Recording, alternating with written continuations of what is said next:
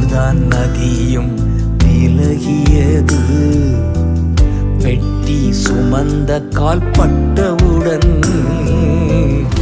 எரிகோ மதில்கள் இடிந்து விழுந்தன. 7 நாள் ஊர்வலம் வந்ததனா சுமந்திடுவோம் இயேசுவின் நாமம் சொல்லிடுவோம், சுவிசேஷம் சுமந்திடுவோம் இயேசுவின் நாமம் சொல்லிடுவோம், சுவிசேஷம். கர்த்தரின் பெட்டகம் தோள் மேலே, கல்வாரி நாயகன் நமக்குள்ளே. கர்த்தரின் பெட்டி சென்ற இடமெல்லாம் விக்கிரகங்கள் விழுந்து நொறுங்கின.